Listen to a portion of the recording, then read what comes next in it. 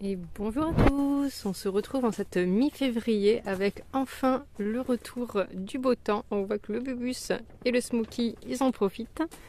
Alors c'est vrai que cet hiver on a eu un petit peu plus froid que d'habitude, on a eu pas mal de vent, du gel, de la pluie.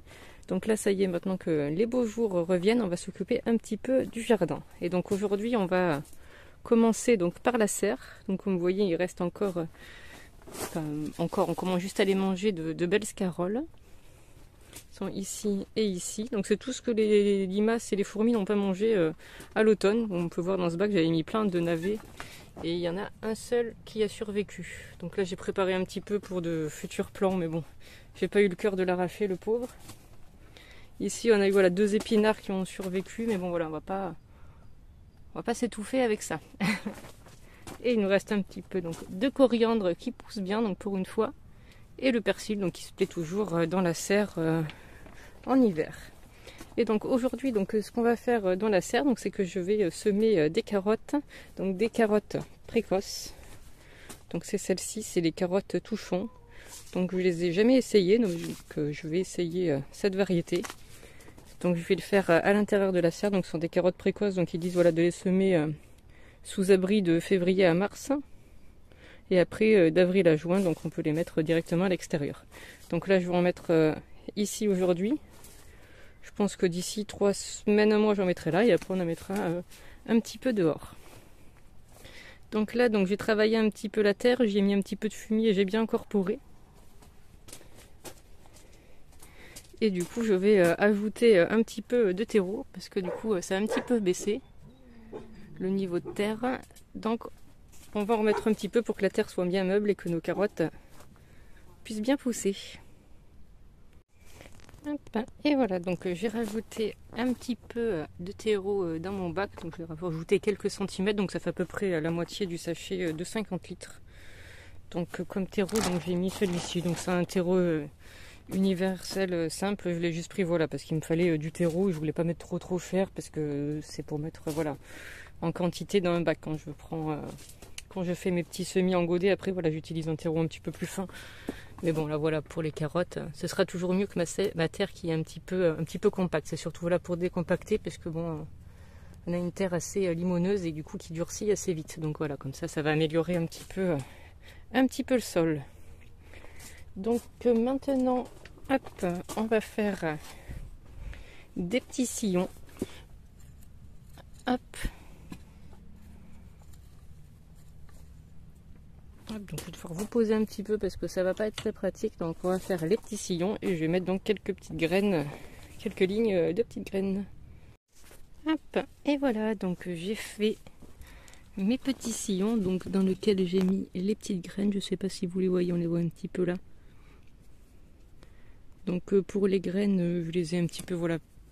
J'ai pris une petite pincée, j'ai un petit peu voilà clairsemé en essayant de pas trop en mettre. Bon après je préfère en mettre un petit peu plus parce que comme je vous disais il y a des fourmis ou pas mal d'insectes qui vont venir les grignoter, donc comme ça ce sera plus sûr d'en avoir.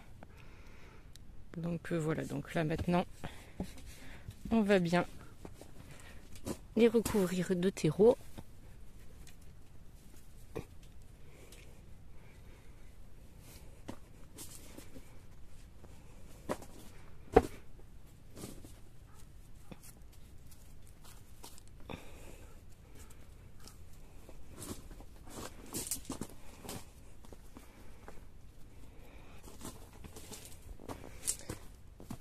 Hop, et on va arroser copieusement.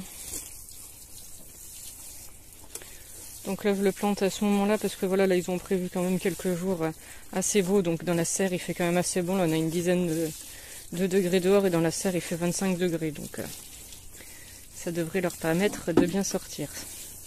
Enfin s'ils croisent pas de poules d'ici là, parce que bon l'année dernière elles avaient réussi à s'introduire dans la serre et elles avaient tout gratté. Donc cette fois-ci on va faire un petit peu plus attention, mais voilà, ça y est, nos petites carottes ont été semées.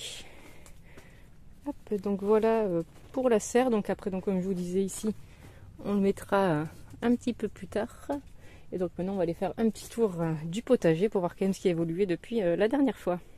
Hop, et voilà, donc on se retrouve dans le potager. Donc je vais vous présenter un petit peu ce que j'ai fait donc les 2 derniers mois. Parce que bon, c'est vrai qu'on a eu beaucoup de gel, de pluie, de vent, donc c'était pas facile de faire des vidéos.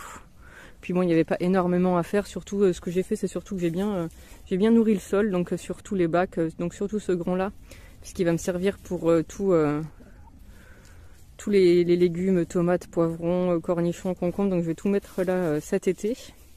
Donc ici, celui-ci qui va me servir pour les pois. Et après, bon, aussi tous les petits bacs qui sont tout autour. Donc pour nourrir ma terre, donc j'ai fait simple. À chaque fois que je nettoie mes poulaillers, donc en fait, dans mon poulailler, je mets de la paille comme litière pour les poules. Comme ça, ils font leur petit caca dessus. Et après, donc je viens tout amener donc voilà, dans mes bacs. Et après, je lâche nos amis les poupoules qui viennent tout bien incorporer. Et on peut voir qu'elles travaillent bien, puisque là, on voit que ça a été ajouté plus récemment. Et ça, c'est ce qui est un petit peu plus ancien. Donc on voit qu'elles ont bien incorporé. Là, on peut voir qu'Harmonie et Peach font ça avec beaucoup de soin. Ah, bon, par contre, il faut faire un petit peu attention. Donc c'est pour ça qu'ici, j'avais mis des protections. Et j'avais oublié de protéger mes fraises. Donc bon, voilà, les poules les ont un petit peu grattées. Bon, j'ai tout remis en place, je les ai protégées. J'espère que ça va aller. Après, elles s'en sont surtout pris aux charlottes. Puisqu'ici, on a les marats de bois. Ça a l'air d'aller. Et ici, l'autre bac à fraises aussi. Bon, là, il va falloir que je vienne un petit peu plus les tailler. J'ai taillé celle de derrière du coup, mais bon, il n'y a plus grand chose à tailler. Et donc ça va bientôt être aussi le temps de tailler les herbes de Provence. Parce que là on voit que ça commence à bien pousser. Je vais vous montrer un petit peu. Donc en fait ce que je dis tailler, c'est qu'en fait je vais aller enlever toutes les petites branches, vous voyez les petites branches mortes. Donc je vais rabattre un petit peu la touffe pour qu'après elle pousse plus dense avec de plus jolies feuilles. Donc ça c'est pour la sarriette, marjolaine, origan. Pour la sauge aussi je vais faire ça, le thym. Et après on en a une qui est un petit peu différente qui est juste ici. Donc c'est l'estragon. Donc ça pareil, je laisse bien toujours le pied sec donc pour savourer mon plan. Parce qu'en fait l'estragon ça fonctionne un petit peu comme les asperges. En fait vous avez le pied et à chaque fois chaque nouveau printemps, donc en fait vous allez avoir des petites nouvelles pousses qui vont pousser. Et donc c'est ça qui va faire vos nouveaux plants d'astragon. Donc voilà, maintenant, bon j'ai pas de sécateur sur moi, mais celui-là, je vais pouvoir venir le couper. Maintenant que les petites repoussent. Et bon voilà, comme je disais, c'est surtout pour savoir où ils sont, parce que sinon après on peut les piétiner quand il y a beaucoup de mauvaises herbes. Et voilà, donc comme je vous disais, il y a beaucoup de désherbage et un petit peu de taille, mais on verra ça un petit peu plus tard. Là, pour l'instant, ce qui m'a bien occupé, donc c'est ma structure à petits pois et à pois chiches, donc je vais vous la montrer. Donc l'année dernière, j'avais tout mis avec des grillages. Et du coup, en fait, avec le poids des petits pois grimpants, ça s'était effondré. Et puis il faisait 1,50 m, donc il n'était pas assez haut. Donc là, j'ai pris des grands bouts de canne de Provence de plus de 2 mètres. Et voilà, j'ai fait ces structures-là. En espérant que ce soit assez solide. Pour l'instant, ça a l'air d'aller. Elles ont eu du vent et elles ont survécu. Donc je vais venir planter donc voilà, quelques graines ici. Et les laisser grimper au milieu. Donc j'ai mis à peu près 14-15 tuteurs. Donc sur, je crois, 7 mètres à peu près, 7,50 m. Et en dessous, donc j'ai fait une autre petite structure. Et donc celle-ci, ça va être pour les pois chiches. Parce qu'en fait, donc les pois chiches, c'est pas comme les petits pois. Ça fait pas vraiment une liane, ça va plus faire un buisson assez dense. Donc il pourrait tenir droit s'il n'y avait pas de vent. Mais ici, avec le Mistral, c'est vrai que ça le balance. Et après, donc ça casse les branches. Donc c'est pour ça que j'ai fait cette structure. Comme ça, je vais venir semer, voilà, mes graines au milieu. Et quand ça va pousser, donc je vais venir mettre une autre tige de bambou devant. Et comme ça, des deux côtés, voilà, elle sera protégée du vent. En espérant que ça marche, c'est la première fois que je teste. Mais je vous montrerai tout ça prochainement quand il sera temps de le faire. Bon, ça va pas trop tarder. J'attendais juste de voir que les poules ne passent pas dans le potager parce que du coup elles avaient trouvé quelques petites failles pour rentrer. Bon là elles sont dedans parce que je leur ai laissé ouvert. Mais bon sinon je veux plus trop qu'elles restent quand je ne suis pas parce qu'elles détruiront tout. Et elles aiment bien manger les petits pois. N'est-ce pas, sœur André, que tu mangerais bien des petits pois? Et c'est sur ces images de poupous heureuses en train de profiter du soleil que je vais vous laisser. Donc on se retrouve bientôt pour les prochains semis, que ce soit en intérieur ou en extérieur. Donc je vous souhaite à toutes et à tous une bonne journée et surtout prenez soin de vous.